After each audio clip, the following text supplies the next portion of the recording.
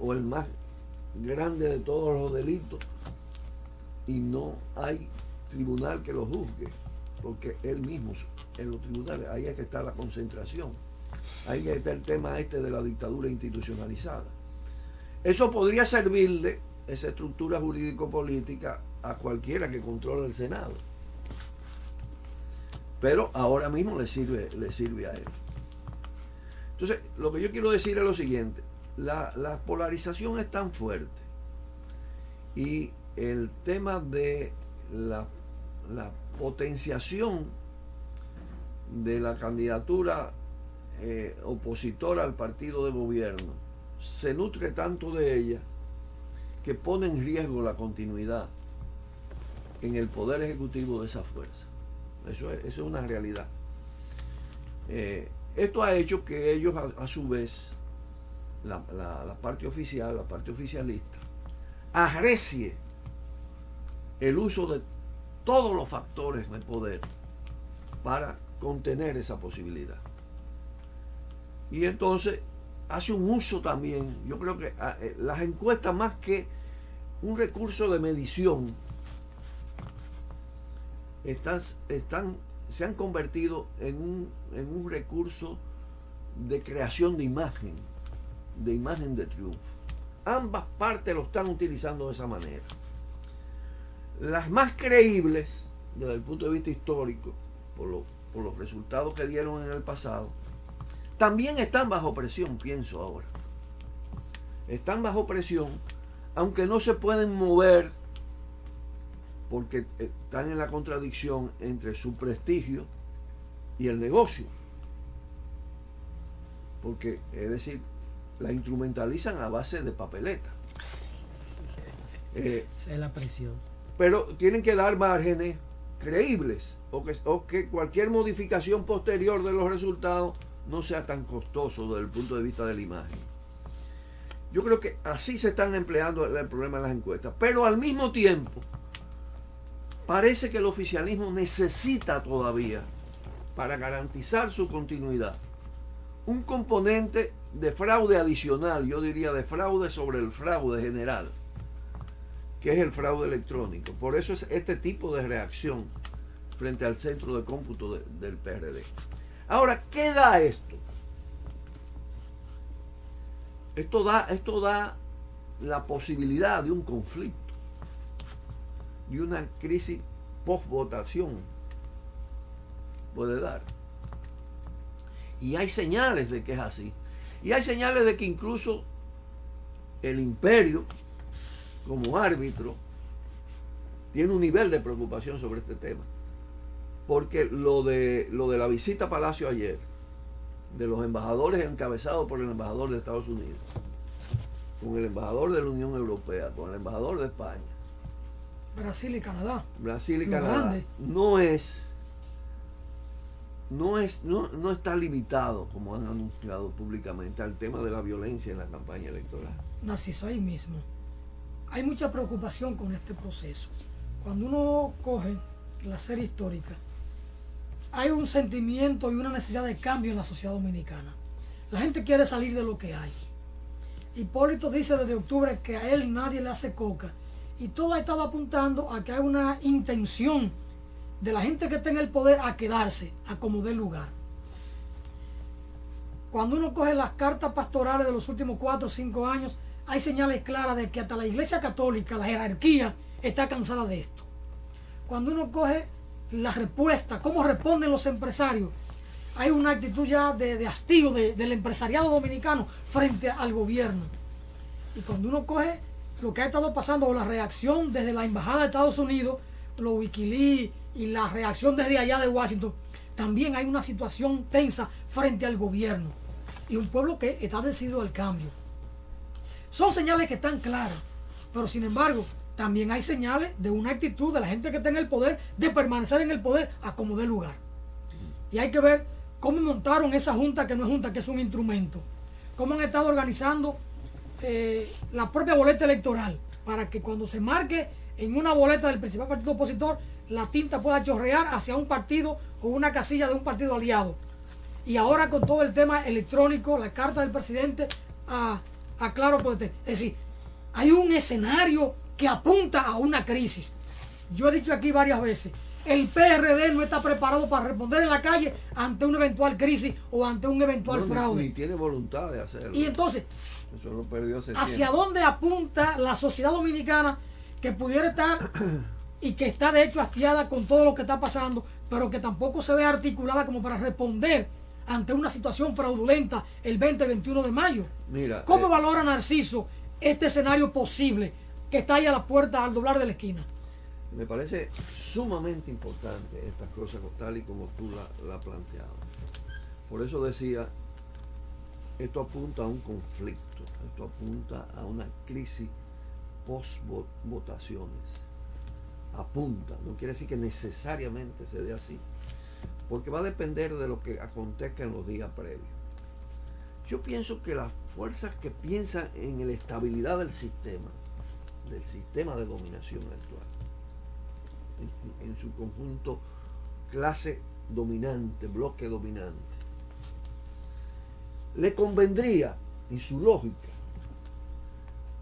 una cierta alternancia en el poder, no por Hipólito, sino por lo que la distensión que eso provoca frente al hastío de la gente frente al gobierno, porque esos niveles del PLD en las encuestas son niveles forzados, son niveles a base de, bueno, yo creo que la historia del país no recoge un proceso electoral donde se haya gastado tantos recursos y donde se haya empleado de tal manera el poder del Estado. Entonces, para distender, aparte de lo siguiente, mira, si el PRD pierde, el PRD está en riesgo de desintegración progresiva.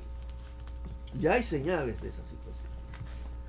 Lo que viene ahí, imagínate tú, la parte partidaria de Hipólito, que tiene el grueso del caudal electoral, porque lo de Miguel ya está muy reducido, pero tiene un aparato que representa supuestamente al PLD, o que representa institucionalmente al PLD. Al PRD. Al PRD, con un sistema político en el que la Junta decide quién es el que tiene la razón, y la Junta está del lado del PLD, entonces va a favorecer a Miguel. Pero ahí lo que va a venir son las recriminaciones. Los partidarios de Hipólito con razón van a decir, perdimos porque ustedes fueron el caballo de Troya. Y los otros van a decir, perdimos porque el candidato era malo. Ahí viene un pleito, que el pleito de Pedro se queda chiquito.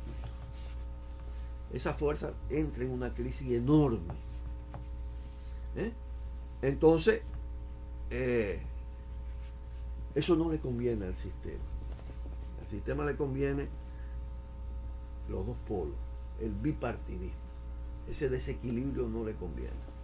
Pero además, ¿por qué? También, porque estamos en una situación muy delicada, independientemente de los resultados electorales, independientemente de quién gane. Es decir, aquí hay factores de crisis detenidos por la campaña electoral y las elecciones.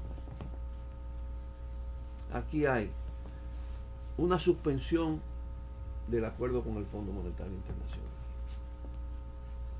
que implica la suspensión, posposición de las políticas de ajustes y de corte, que son las políticas del capital, del gran capital frente a la crisis, la que están aplicando en Europa y en otros países.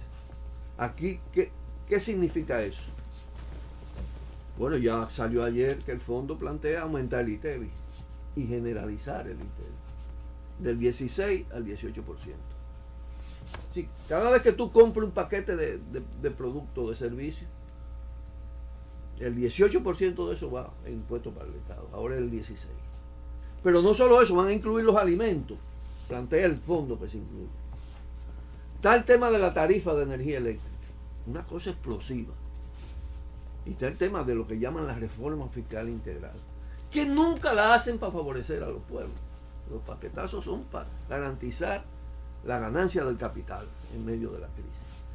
Pero si tú le agregas esto, que la crisis mundial se está desplegando todavía, el efecto que va a tener es una reducción de remesas, en reducción de inversiones, en reducción de turismo, es para meter a este país en un nivel de tensiones sociales enorme.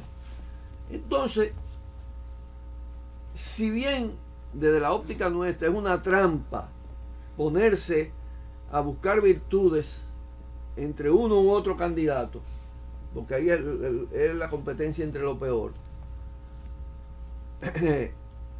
la realidad es que cualquiera de los dos, al poco tiempo, y más el oficialista, porque es continuidad, va a sufrir un desgaste rapidísimo. Vamos a tener un gobierno viejo a corto plazo. Bueno, y un país en un nivel de crisis muy superior.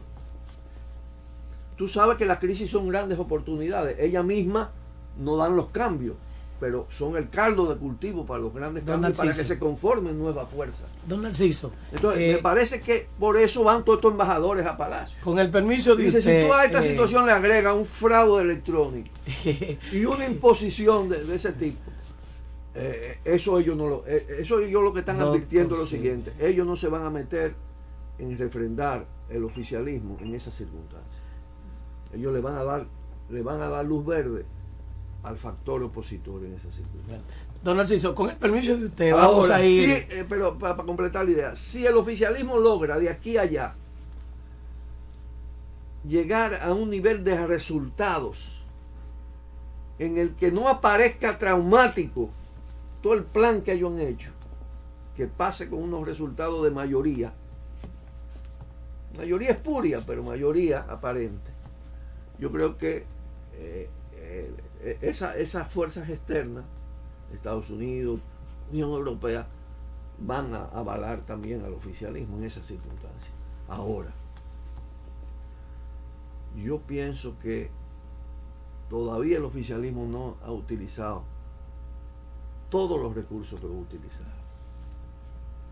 y especialmente también relacionado con Miguel Vargas. Don Narciso, con ese, con el permiso de usted, lo van a usar. amado televidente, vamos a ir a una corta pausa, a hablar con Don Narciso. Eso es hablar con una joya, la joya de este país. Más. Los emblemáticos del Sanedrín.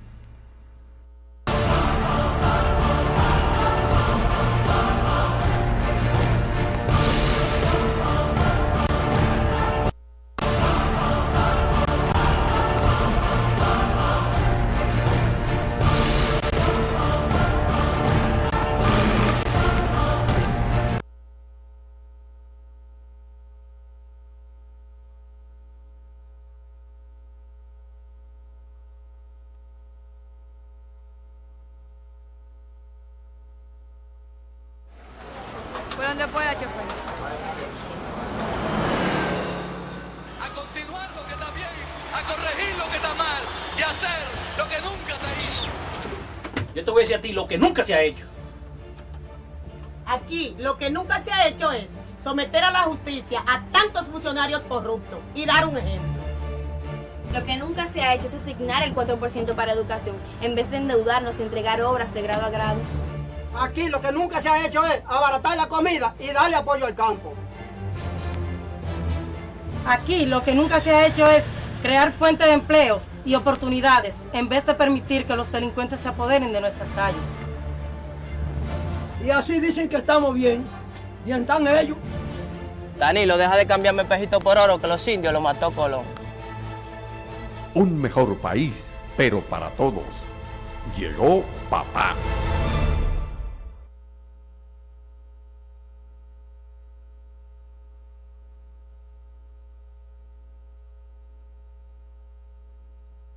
Internacional Jacqueline Motor S.A. Compra, venta y financiamiento de todo tipo de vehículos nuevos y usados. Licenciado Andrés Matos, gerente general. En la avenida Venezuela, número 57, en Sánchez Osama. Para mayor información, llámenos al 809-788-9464 y al 809-788-6358. Internacional Jacqueline Motor.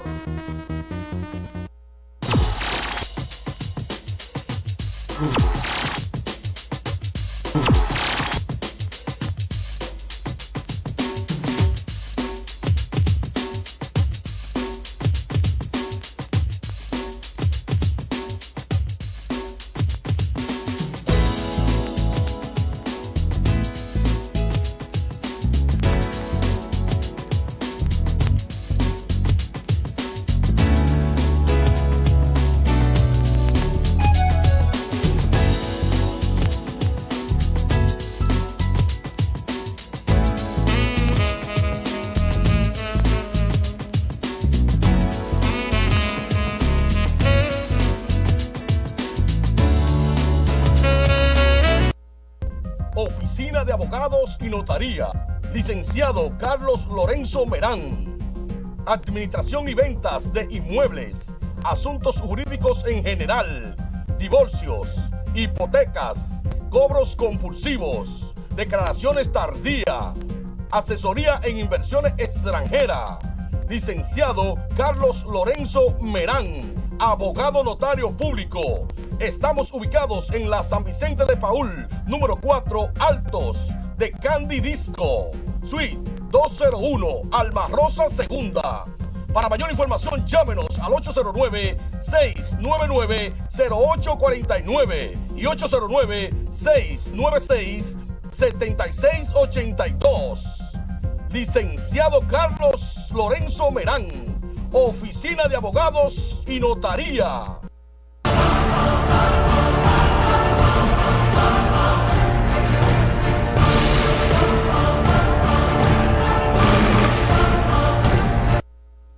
Seguimos en el tramo final de los emblemáticos del Sanedrín con nuestro invitado especial, don Narciso Isa Conde. El hermano Reyes tuvo que salir de un pronto del estudio.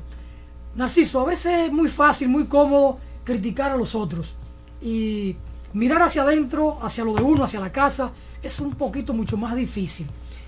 ¿Qué pasa con los sectores liberales en la República Dominicana que desde el año 1978 están participando en los procesos electorales y que no muestran una consistencia en la participación ni un crecimiento, digamos que en la aceptación de la ciudadanía en términos electorales?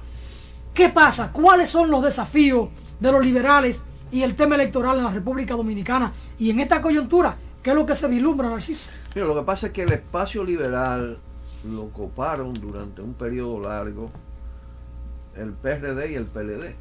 El PLD venían de esa corriente histórica. El PRD fue parte de la Revolución de Abril. Era la fuerza legal, mientras las izquierdas eran las fuerzas perseguidas, diezmadas, acosadas.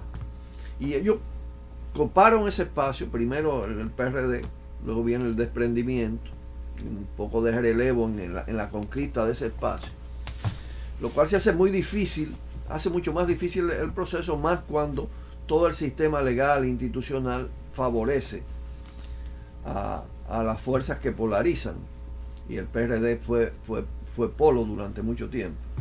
Yo creo que se agrega a todo eso el hecho del proceso después de la intervención militar norteamericana, viene un proceso de fraccionamiento y atomización de las izquierdas, a veces alrededor de diferencias históricas de carácter internacional, de todo esto, ¿no? Eso también tuvo su factor de inducción. Era un plan de exterminio y un plan de división.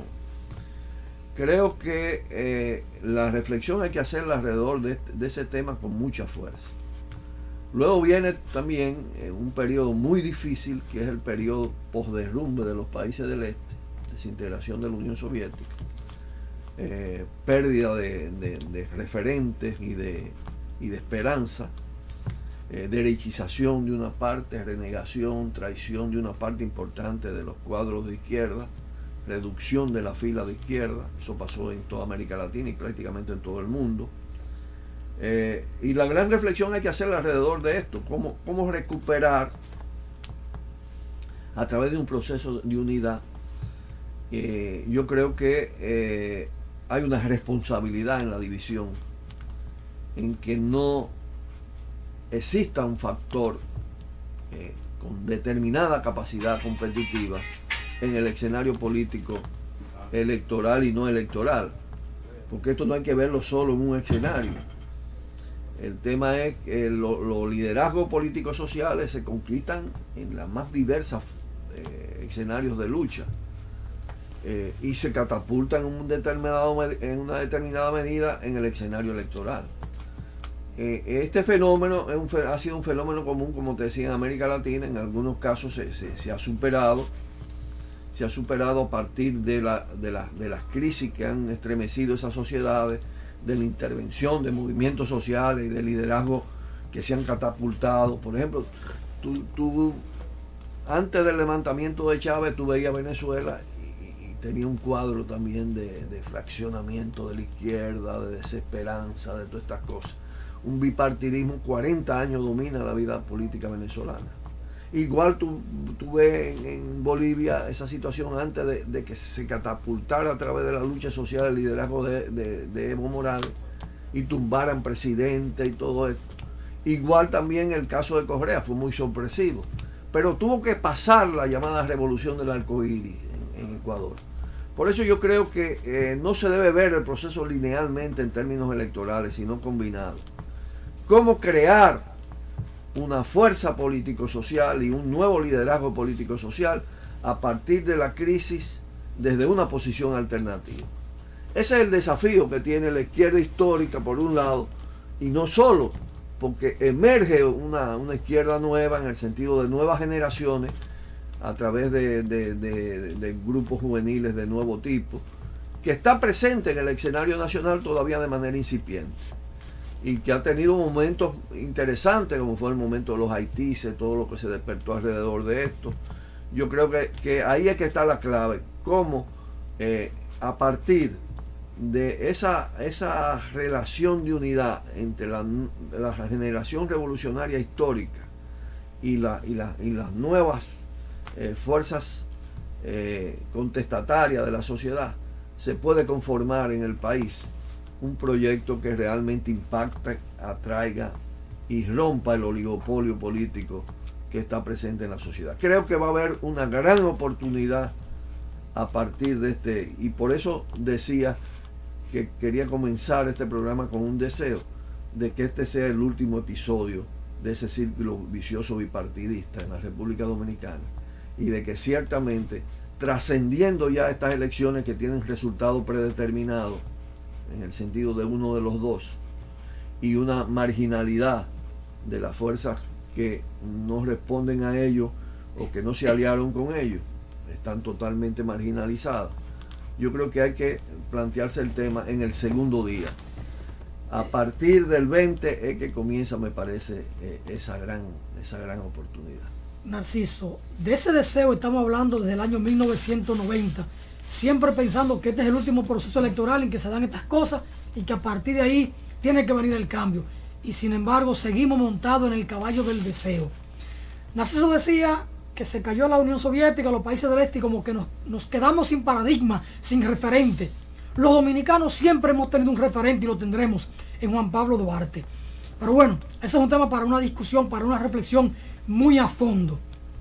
Narciso, en la percepción de la ciudadanía, en lo que se siente, parece que la salida política tiene que ser electoral. El campo de la ilegalidad o de la insurgencia o el desbordamiento popular parecería que no tiene salida. Es un poco lo que se percibe en el seno de la sociedad. ¿O acaso se apuesta a una asonada de uniforme? ¿O se puede argentinizar la política dominicana cuando varios presidentes tuvieron que renunciar en fila india? ¿Qué nos queda? Aquí voy a eso. ¿Cuál camino nos queda por andar, mira, Narciso? Aquí voy a eso. Mira, yo creo que realmente yo no recuerdo haber dicho nunca en las otras coyunturas electorales que sería el último episodio, porque el bipartidismo tenía todavía muchas raíces, y no solo en el clientelismo, sino en su fuerza histórica. No, yo digo como deseo, no sí, es que lo haya dicho. No, el deseo de todos nosotros es que ese sea el último proceso. Pero ahora nosotros estamos en medio de la crisis más profunda y multifacética del sistema capitalista mundial. La República Dominicana es un pequeño eslabón. Y yo decía lo que le viene al país, incluso después de las votaciones, dado que el fondo le dio licencia para aguantar todo eso en este periodo. O sea, por eso hablaba del chance. Es decir, aquí no está planteado en términos de visión de corto, mediano plazo, el tema de la insurgencia armada. Pero sí está planteado a nivel mundial unos niveles de insumisión de la sociedad. De rebeldía. De rebeldía de la sociedad. Vía desobediencia civil, vía resistencia civil, vía grandes movilizaciones, grandes paralizaciones, como nunca en la historia antes, y abarcando prácticamente todos los continentes. Pero además nuestra América fue la avanzada de todo esto, y fue recientemente el escenario también de esas insumisiones, que primero fueron a manera de resistencia y luego de ofensiva política, en la medida se dotaron las rebeldías de propuestas, y de propuestas que también intervinieron en los escenarios electorales. Yo digo que el pueblo dominicano tiene que aprender a quitar presidentes y funcionarios, en general funcionarios, electos y no electos, fuera de elecciones. Porque aquí no existe el principio de revocabilidad, de hecho, constitucional. Y lo que existe es una constitución antidemocrática y un sistema jurídico-político totalmente autoritario. Entonces, el país, la sociedad tiene que aprender a esto. Y eso es lo que cambia las correlaciones de fuerza y da posibilidades. Para tú tener una candidatura fuerte, tú tienes que tener un liderazgo previo fuerte. Tú no puedes pretender hacer el liderazgo en la candidatura simplemente, a partir de que tú inscribes una fuerza. Es un poco, estamos repitiendo los métodos de la derecha. Tú formas un partido, eres presidente del partido, el candidato del partido, recoge la firma y ya.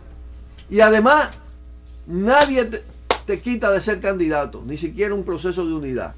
Como pasó ahora, todo el mundo, son proyectos personales, en buena medida. Proyectos personales y proyectos también conservadores. ¿Por qué aquí no plantearse disolver, como propuesta política, disolver el Congreso y plantear la constituyente? Como propuesta política me refiero. Con un Congreso que usurpó hasta 2 años. Yo creo que la sociedad se sentiría mucho más atraída si encuentra una izquierda, y más que eso, un bloque de fuerzas transformadoras, que se plantee realmente un proyecto de nueva institucionalidad y de democracia participativa en el país. Y eso puede ser sumamente atractivo, a partir naturalmente de un proceso de articulación y de unidad, no solo político, sino político-social, porque los actores sociales se están politizando en el país. El tema medio ambiente, yo decía, por ejemplo, el tema medio ambiente tiene la virtud de que es un tema de profundidad en el choque de las fuerzas del capital y de la voracidad transnacional, y es convocante, tiene una amplitud enorme. Entonces, eso tienen que ser las grandes banderas, tanto el tema institucional, el tema de la constituyente, el tema medioambiental, el tema de género, como se ha tornado el tema de la violencia contra las mujeres. Eso necesita una izquierda con otra mentalidad, mucho más abierta en ese sentido. Bueno, Narso, gracias por estar con nosotros en este espacio de reflexión, que es una ventana de compromiso con la democracia y de compromiso con el ideal del padre de la patria. Parece que se nos quedan muchos temas, y sobre todo esta parte de la reflexión final debe convocarnos para que nos encontremos de nuevo a ver estas cosas de la revocabilidad del poder y de los poderes, de funcionarios electos y de funcionarios designados. Muchas gracias por estar con nosotros. Reiterar la invitación para que mañana a partir de las 6 de la tarde en el CODIA, ahí en la zona colonial, acompañemos a Narciso Izaconde en la puesta en circulación de su último libro publicado, Multicrisis y Nuevas Vanguardias. Una reflexión sumamente interesante que surge a partir de unas reflexiones presentadas en Venezuela en un congreso sobre Lenin recientemente. A ustedes muchas gracias por estar con nosotros. Narciso, gracias por la comparecencia. Hasta la próxima. Gracias a ti. Usted está viendo Tierra América, Canal 42.